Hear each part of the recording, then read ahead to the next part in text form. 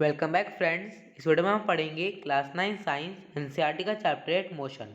ये हमारा पार्ट 4 है। आज हम पार्ट 4 में पढ़ेंगे 8.4 ग्राफिकल रिप्रेजेंटेशन ऑफ मोशन। मतलब हम गति को किस तरीके से ग्राफ पर रिप्रेजेंट करते हैं। Graph provide a convenient method to present basic information about a variety of events. जो ग्राफ है वो हमें एक आसान मेथड देते हैं किसी भी इंफॉर्मेशन को, किसी भी इवेंट्स की इंफॉर्मेशन को ग्राफ के ऊपर प्रेजेंट करने के लिए।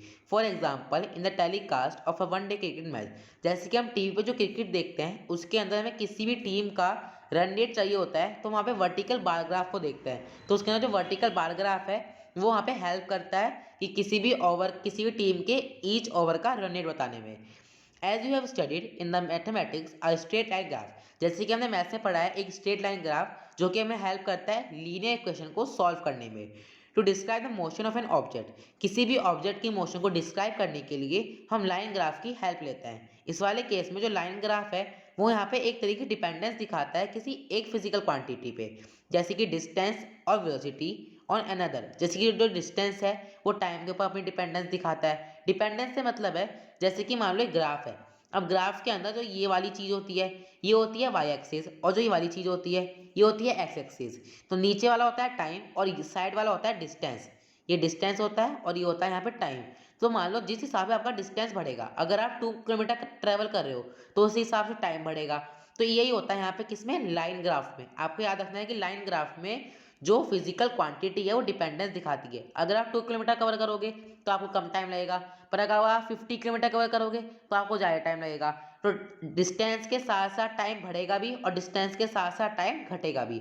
तो यही होता है यहाँ पे डिपेंडेंस। अब आता है डिस्टेंस टाइम ग्राफ। देखो अब यहाँ पे क्या है, ये ग्राफ है। ये कैसा ग्राफ है, डिस्टेंस टाइम ग्राफ है। अब डिस्टेंस यहाँ पे है और टाइम है यहाँ पर। ये है एक्स एक्सिस और ये है वाई एक्सिस, ठीक है, ये साइड वाली। अब यहाँ पे देखते हैं क्या है। The change in the position of an object with time can be presented on the this time graph। अब अगर कोई ऑब्जेक्ट अपनी पोजीशन को चेंज कर रहा है टाइम के साथ साथ, तो उस वाली चेंज को, उस वाली पोजीशन को, उस वाले मोशन को हम डिस्टेंस टाइम ग्राफ पे रिप्रेजेंट करते हैं। इन दिस ग्राफ, इस वाले ग्राफ में जो टाइम है वो हम एक्स एक्सिस पे लेते हैं, मतलब नीचे की साइड, और डिस्टेंस है उसको हम वाई एक्सिस पे लेते हैं। Distance time graph can be employed under various conditions. तो डिस्टेंस टाइम ग्राफ है वो काफ़ी सारी कंडीशंस को अपने अंदर दिखा सकता है, जैसे कि where when object move with uniform speed, जैसे कि जब ऑब्जेक्ट जो है वो यूनिफॉर्म स्पीड पे मूव कर रहा होता है, या फिर नॉन यूनिफॉर्म स्पीड पे, या फिर रेस्ट। यूनिफॉर्म स्पीड पे मतलब एक जैसा 5 किलोमीटर, मतलब 5 आवर में उसने कितने किलोमीटर कवर करे, 200 किलोमीटर। अगले 5 घंटे में दोबारा 200 किलोमीटर, ऐसे हर एक 5 घंटे में 200। तो बिल्कुल सेम सेम हो गया।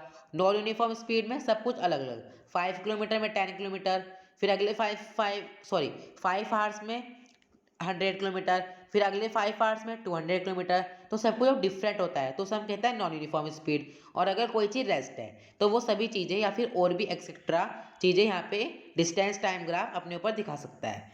वी नो, हम जानते हैं, व्हेन एन ऑब्जेक्ट ट्रेवल, हम जानते हैं जब कोई ऑब्जेक्ट इक्वल डिस्टेंस ट्रेवल करता है इक्वल इंटरवल ऑफ टाइम में, तो इस तरह की स्पीड को हम कहता है यूनिफॉर्म स्पीड।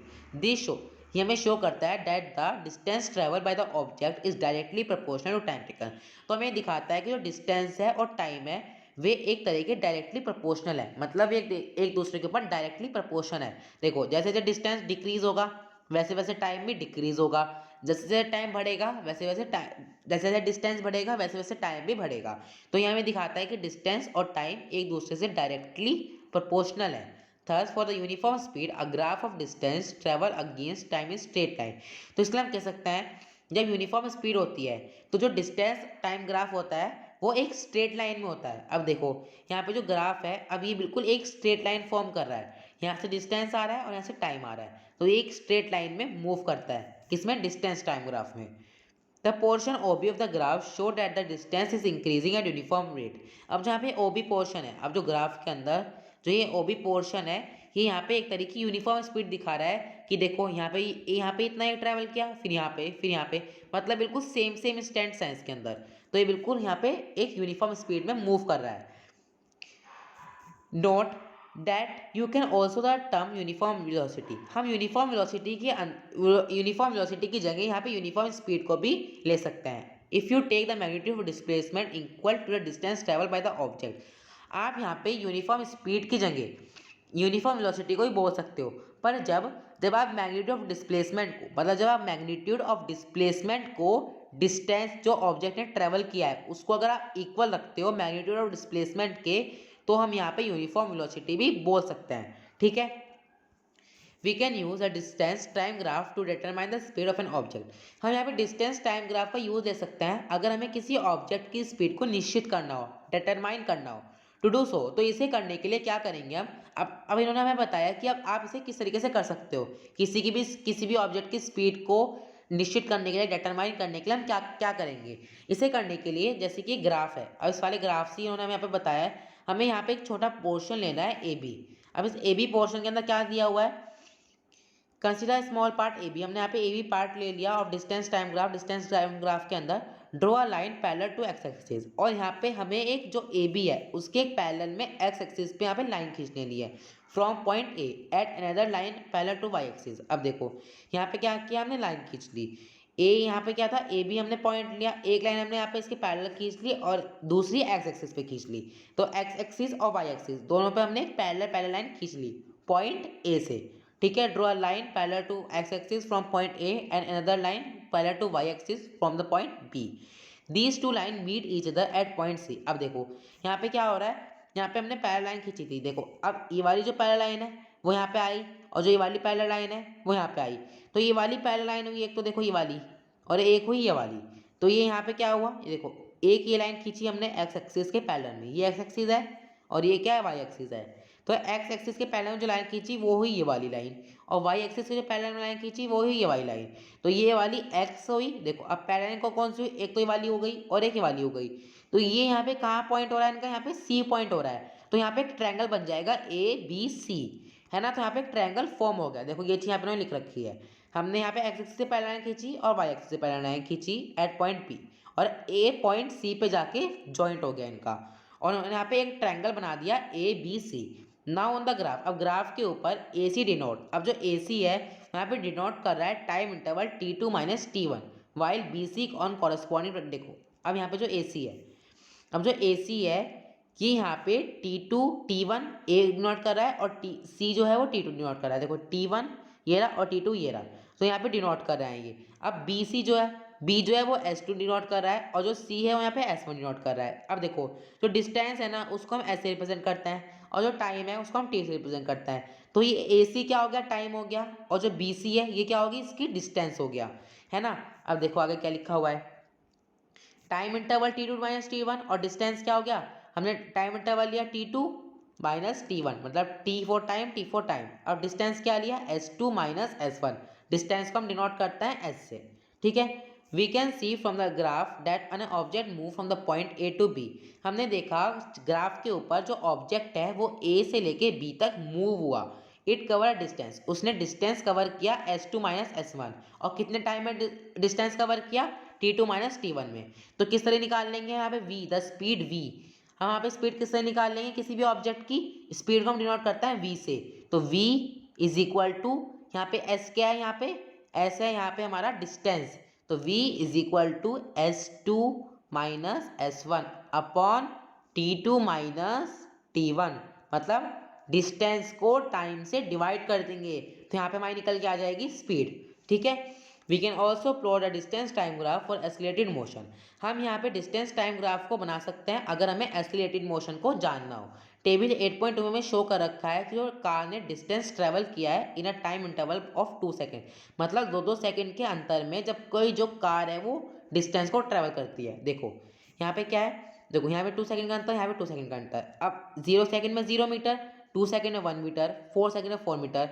तो यहाँ पे क्या हो रहा है, ठीक है, तो यहाँ पे 2 सेकेंड में 1 मीटर, फिर 4 सेकेंड में 4 मीटर, 6 सेकेंड में 9 मीटर। तो ये एक तरीके से टाइम इन सेकेंड, 2 सेकेंड के अंतर में कितने कितने मीटर यहाँ पे कवर किए गए हैं। ठीक है, हम यहाँ पे दिया हुआ है the distance time graph for the motion of a car showing fig 8.4। अब जो यहाँ पे डिस्टेंस टाइम ग्राफ है फॉर द मोशन, अब ये फिग 8.4 है, इसके अंदर क्या है, अभी हमने ऊपर पढ़ा यूनिफॉर्म स्पीड के बारे में, अब हम यहाँ पे पढ़ेंगे नॉन यूनिफॉर्म स्पीड के बारे में। अब जो ये वाला डिस्टेंस टाइम ग्राफ है, अब जो ये वाला ग्राफ है डिस्टेंस टाइम ग्राफ, ये भी एक तरह का डिस्टेंस टाइम ग्राफ है। इसके अंदर पहले वाले ग्राफ से क्या डिफरेंट है, note that the shape of the graph, हमें नोट करना है, हमें एक जगह लिख लेना है कि इस वाले ग्राफ की फिगर 8.4 की, इस वाले ग्राफ की जो शेप है वो पहले वाले ग्राफ से चेंज है। Shape of the graph is different from the earlier distance time graph, जो कि हमें 8.3 दे रखा था, उससे 8.4 की फिगर चेंज है for uniform motion. The nature of this graph, तो जो इस ग्राफ का नेचर है, जो इस ग्राफ की प्रकृति है, वो हमें क्या दिखाती है? Shows non linear variation. ये हमें एक तरह की लीनियर वेरिएशन को ये हमें एक तरह की नॉन लीनियर वेरिएशन को शो करती है of the distance travel by the car, जो कि कार ने डिस्टेंस ट्रेवल किया है टाइम के साथ साथ, वो हमें यहाँ पे कार जो है, वो जो कार डिस्टेंस ने ट्रेवल किया है, वो यहाँ पे हमें नॉन लीनियर वेरिएशन शो कर रहा है। तो इसलिए हम कह सकते हैं थर्स द ग्राफ शोन, इसलिए हम कह सकते हैं जो ग्राफ है, जो फिगर 8.4 है, ये यहाँ पे रिप्रेजेंट कर रही है हमें नॉन यूनिफॉर्म मोशन। ठीक है, इसके अंदर बस ये चीज़ बताई हुई है कि जो ये वाला ग्राफ है, जो इसकी प्रकृति है, वो यहाँ पे हमें नॉन यूनिफॉर्म मोशन शो कर रही है। आप यहाँ पे देख सकते हो, देखो यहाँ पे कम है, फिर यहाँ पे थोड़ा ज़्यादा हो गया, फिर यहाँ पे थोड़ा और ज़्यादा, तो इस तरीके से देखो यहाँ पे सबसे ज़्यादा है ना। तो यहाँ पे एक तरीके से नॉन यूनिफॉर्म स्पीड में है। ठीक है, अब आपको यहाँ पे डिस्टेंस टाइम ग्राफ समझ में आ गया। देखो बस आपको ये चीज़, एक चीज़ और अच्छी तरह याद रखनी है कि ये होता है एक्स एक्सिस और ये होता है वाई एक्सिस, इसमें ना बहुत ज़्यादा कन्फ्यूजन होता है। ठीक है, अब यहाँ पे आता है 8.4.2 velocity time graph. The variation in the velocity with time for an object moving in a straight line can be represented by a velocity time graph. जब velocity के अंदर बदलाव आता है, जब velocity के अंदर वेरिएशन आता है टाइम के साथ, जब कोई ऑब्जेक्ट एक स्ट्रेट लाइन में मूव कर रहा होता है, तो उस तरह के मोशन को हम वेलोसिटी टाइम ग्राफ के ऊपर रिप्रेजेंट करते हैं। इन दिस ग्राफ, इस वाले ग्राफ में जो टाइम है वो हम एक्स एक्सिस पर डिनोट करेंगे और जो वेलोसिटी है उसको हम वाई एक्सिस पर डिनोट करेंगे। ठीक है, डिस्टेंस टाइम ग्राफ में हम वेलोसिटी की जगह डिस्टेंस लिखते थे। इफ द ऑब्जेक्ट मूव, अब वेलोसिटी टाइम ग्राफ में क्या होता है, जब कोई ऑब्जेक्ट मूव करता है एक यूनिफॉर्म वेलोसिटी पे, तो जो वेलोसिटी टाइम ग्राफ के अंदर हाइट चेंज नहीं होती। मतलब देखो यहाँ पे भी जो ये हाइट है, अब हाइट जो है यहाँ पे भी 40 किलोमीटर है और हाइट जो है यहाँ पे भी 40 किलोमीटर है, तो यहाँ बिल्कुल एक स्ट्रेट लाइन बनी हुई है, ना यहाँ पे हाइट चेंज हुई और ना यहाँ पे हाइट चेंज हुई, बिल्कुल स्ट्रेट लाइन बनी है।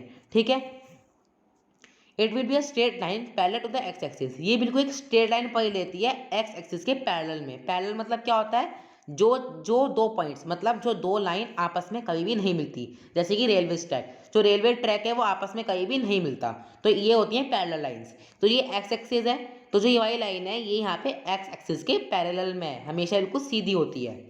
ठीक है, figure 8.5 shows that the velocity time graph of a car moving with uniform velocity of 40 km/h। अब जो फिगर 8.5 है वो हमें शो करती है वेलोसिटी टाइम ग्राफ के अंदर जो कार है वो मूव हो रही है यूनिफॉर्म वेलोसिटी पे 40 km/h। वी नो, हम जानते हैं एट द प्रोडक्ट, अगर हम वेलोसिटी और टाइम को आपस में मल्टीप्लाई करते हैं तो हमें डिस्प्लेसमेंट मिलता है किसी भी ऑब्जेक्ट का जब वो यूनिफॉर्म वेलोसिटी पे मूव कर रहा होता है। The area enclose by the velocity time graph, अब जो वेलोसिटी टाइम ग्राफ है फिगर 8.5 है, उसके अंदर जो एरिया है वो वहाँ पे एनक्लोज्ड है, किससे? टाइम एक्सिस से और वेलोसिटी टाइम ग्राफ से। और किसके इक्वल है? Magnitude of the displacement. देखो मतलब अब जो यहाँ पे ये एरिया है, अब जो ये एरिया है ये यहाँ पे वेलोसिटी टाइम ग्राफ से एनक्लोज्ड है और टाइम एक्सिस से एनक्लोज्ड है, और किसके इक्वल माना जाएगा ये? मैग्नीट्यूड ऑफ डिस्प्लेसमेंट के। मैग्नीट्यूड ऑफ डिस्प्लेसमेंट मतलब ऑब्जेक्ट ने जो डिस्टेंस ट्रेवल किया है, ऑब्जेक्ट का जो डिस्प्लेसमेंट है उसके इक्वल क्या है? इसका एरिया है। एरिया मतलब जो ब्लू शेडेड एरिया है। ठीक है, to know the distance move by the car between time t1 and t2 figure 8.5। अब हम देखेंगे कि हम कार का जो डिस्टेंस है, जो कार ने डिस्टेंस मूव किया है, वो हम किस तरीके से मेजर करेंगे, वो हम किस तरीके से निकालेंगे। ठीक है, तो अब जो हम यहाँ से समझेंगे टू नो से लेके यहाँ पे कैलकुलेशन था वो हम ग्राफ में देखेंगे। ठीक है, to know the distance move, अब जो t1 है और t2 है इसके बीच का हमें डिस्टेंस निकालना है। Draw perpendicular from the point corresponding. आप अपने साइड में एनसीईआरटी बुक खोल लो तो आपको इजी होएगा, क्योंकि मैं पैराग्राफ वहीं से पढ़ रहा हूँ और यहाँ पे आपको ग्राफ को शो कर रहा हूँ। ठीक है, to know the distance move by the car between time t1 and t2 use figure 8.5। अब जो फिगर 8.5 है इसके अंदर हमें बताना है कि t1 और t2 के बीच में कितना डिस्टेंस कवर्ड हुआ है। तो हम क्या करेंगे, ड्रो परपेंडिकुलर। अब हम t1 और t2 पे से दोनों से एक परपेंडिकुलर ड्रॉ कर लेंगे, एक यहाँ से परपेंडिकुलर निकाल लेंगे और एक यहाँ से परपेंडिकुलर निकाल लेंगे। तो इस तरीके से हम परपेंडिकुलर को ड्रॉ कर लेंगे from the point corresponding to the time t1 and t2 in the graph. The velocity of 40 kilometre per hour is represented by the height AC और BD। अब देखो अब क्या होगा, जो 40 किलोमीटर पर आवर है इसकी जो हाइट है वो हम कैसे लेंगे, क्या तो AC ले लो या फिर BD ले लो, दोनों क्या है इसकी हाइट है। तो AC और BD तो हम ले लेंगे, इसकी हाइट हो जाएगी, और टाइम क्या हो जाएगा इसका, लेंथ AB। अब जो AB है या फिर CD है, चाहे CD ले लो चाहे AB ले लो, दोनों चीज़ें क्या हो जाएंगी, इसकी टाइम हो जाएंगी। अब देखो यहाँ पे हमने क्या किया, जो T है और यहाँ पे भी T है, T4 टाइम और यहाँ पे T4 टाइम, तो क्या करेंगे, so the distance as move by the car in time can be express as. अब हमें यहाँ पे क्या निकालना है, डिस्टेंस निकालना है। तो डिस्टेंस निकालने के लिए हम क्या करेंगे, S is equal to AC multiply CD, मतलब पर AC है और CD है, तो क्या करेंगे, AC क्या हो जाएगा यहाँ पे हमारा हाइट हो जाएगी, और CD क्या हो जाएगी, टाइम हो जाएगा। तो हाइट और टाइम को हम मल्टीप्लाई कर देंगे। AC कितना हो जाएगा 40 किलोमीटर, 40 देखो 40 किलोमीटर हार -1, और ब्रैकेट में क्या लिख लेंगे, T2 माइनस T1, और बाहर आ जाएगा हार। तो इस तरीके से हमारे यहाँ पे क्या निकल के आ जाएगा, एरिया ऑफ द रेक्टेंगल, मतलब यहाँ पे हमारी डिस्टेंस निकल के आ जाएगी। एक बार और समझते हैं, देखो हमने क्या किया, यहाँ पे T1 और T2 से एक परपेंडिकुलर को ड्रॉ कर लिया। उसके बाद the velocity of 40 kilometre per hour is representative of the height. अब हाइट क्या हुई यहाँ पे, अब T1 और T2 में हमने परपेंडिकुलर ड्रॉ कर लिया। तो इस तरीके से देखो, अब ये T1 है, अब ये है T2, अब यहाँ से हमने ड्रॉ कर लिया, क्या कर लिया, परपेंडिकुलर ड्रॉ कर लिया। अब इसके अंदर हाइट क्या हुई, एक तो ये वाली हाइट हुई और एक ये वाली हाइट हुई।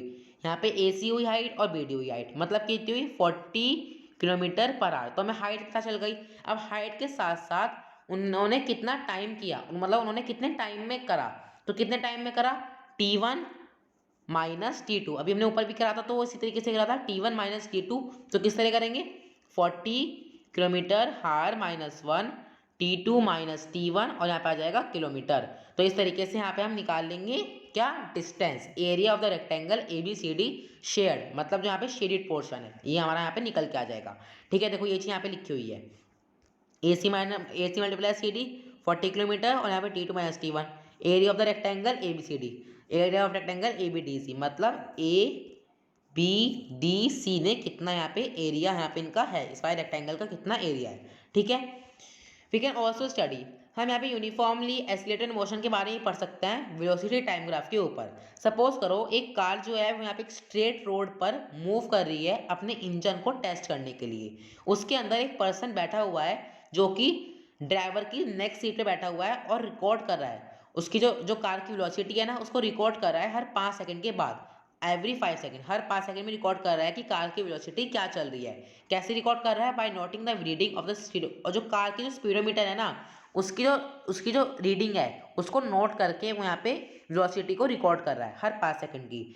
The velocity of the car, अब जो कार की जो वेलोसिटी है वो किलोमीटर पर आवर में और मीटर पर सेकंड में क्या होगी, अलग अलग इंस्टेंट्स पे और अलग अलग टाइम पे, at different instants of time, अलग अलग टाइम के इंस्टेंट्स पे कार की वेलोसिटी क्या होगी, किलोमीटर पर आवर में बतानी है और मीटर पर सेकंड में बतानी है। तो देखो यहाँ पे टाइम दिया हुआ है 0, 5, 10, तो देखो यहाँ पे 5 का डिस्टेंस है, यहाँ पे 5 सेकंड, यहाँ पे 5 सेकंड, तो इस तरीके से 5 सेकंड का डिफरेंस है। और यहाँ पे देखो यहाँ पे 2.5 का डिफरेंस है, तो ये हो जाएगा मीटर पर सेकंड में और ये हो जाएगा किलोमीटर पर आवर में। पर देखो आप एक चीज़ नोट करना, टाइम और मीटर पर सेकंड में यहाँ पे एक तरह का यूनिफॉर्म मोशन क्रिएट हो रहा है। देखो 0 सेकंड में 0 मीटर पर सेकंड, फिर 5 सेकंड में 2.5, फिर देखो यहाँ पे 5 + 5 हो गया, +5 हो गया, कितना हो गया 10 हो गया, और यहाँ पे प्लस क्या हो गया 2.5 हो गया, 5.0 हो गया, फिर दोबारा +5 हुआ, फिर दोबारा +2.5 हुआ। तो इस तरीके से यूनिफॉर्म मोशन यहाँ पे क्रिएट हो रहा है। ठीक है, तो इस तरीके से ये मीटर पर सेकंड में है और ये किलोमीटर पर आवर में है। इन दिस केस, तो इस वाले केस में जो वेलोसिटी टाइम ग्राफ है, जो कार का जो मोशन है उसको हम यहाँ पे फिगर 8.6 में देख सकते हैं कि जो कार का मोशन है इस वाले केस में जो हमने ऊपर पढ़ा वो किस तरीके से हुआ। ठीक है, इस तरीके से यहाँ पे ये कार का मोशन दिखा रखा है। The nature of this graph, अब जो यहाँ पे हम ग्राफ मैंने आपको दिखाया फिगर 8.6 का जो ग्राफ है, इस वाले ग्राफ के अंदर जो वेलोसिटी है वो चेंज हो रही है बाय इक्वल अमाउंट, एक इक्वल अमाउंट्स में और इक्वल इंटरवल ऑफ टाइम में वो चेंज हो रही है। तो इसलिए इस वाले ग्राफ के नेचर को या इस वाले ग्राफ को हम कहेंगे यूनिफॉर्मली एसिलेटेड मोशन, क्योंकि इसके अंदर जो वेलोसिटी टाइम ग्राफ है वो भी एक स्ट्रेट लाइन में है ना, देखो एक स्ट्रेट लाइन में है बिल्कुल, और बिल्कुल यहाँ पे क्या यूनिफॉर्मली एसिलेटेड मोशन यहाँ पे पैटर्न फॉलो कर रहा है। ठीक है, तो इसलिए यहाँ पे क्या हो जाएगा यूनिफॉर्मली एसिलेटेड मोशन।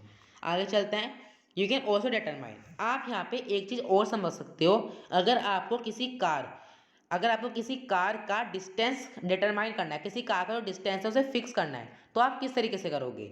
उसकी वेलोसिटी टाइम ग्राफ में से। अगर आपको किसी की वेलोसिटी टाइम ग्राफ में से, किसी ग्राफ में से किसी कार का डिस्टेंस को डिटरमाइन करना है, तो हम उसे किस तरीके से करेंगे? The area under the velocity time graph give the distance. अब जो वेलोसिटी टाइम ग्राफ के अंदर जो एरिया आता है वो हमें क्या देगा? डिस्टेंस देगा, मतलब मैग्नीट्यूड ऑफ डिस्प्लेसमेंट देगा, move by the car in the given interval of time. Distance और डिस्प्लेसमेंट आपको पता है क्या डिफरेंस होता है?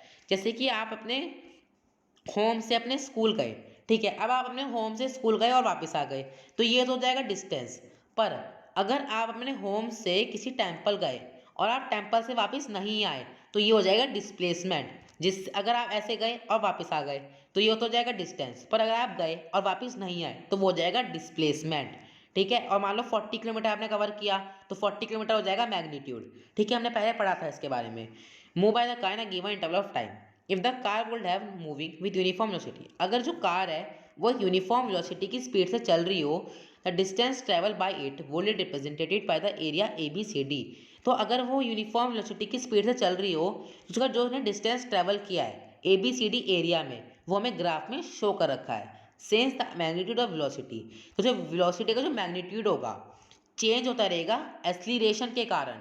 The distance are travel by the car will be given by the area ABCDE। अब देखो यहाँ पे क्या दिखा रखा है, AB क्या है, ये देखो ये रहा A, ये रहा यहाँ पे हमारा, B ये रहा, C ये रहा, D ये रहा और E ये रहा।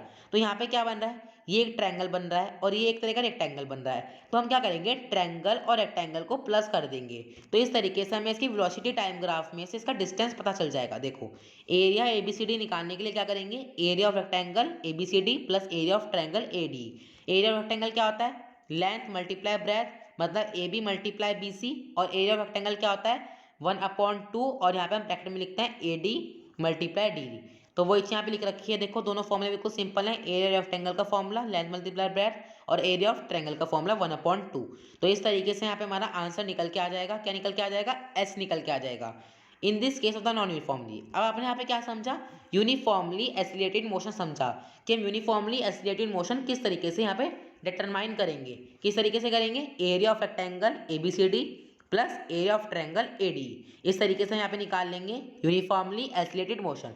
अब नॉन यूनिफॉर्मली एसिलेटेड मोशन वाले केस में क्या होगा, इस वाले केस में जो वेलोसिटी टाइम ग्राफ है वो अलग अलग शेप का हो सकता है, मतलब किसी भी शेप का हो सकता है, कैन हैव एनी शेप। अब देखो, अब इसके अंदर देखो किस तरह का यहाँ पे शेप है, यहाँ पे तो इसकी शेप डिफरेंट है। अब देखो इसके अंदर क्या हो रहा है, डिस्टेंस ऊपर कभी टाइम नीचे है ना। अब देखो इतना जो टाइम है वह बदल रहा है, यहाँ पे पढ़ते हैं इसको।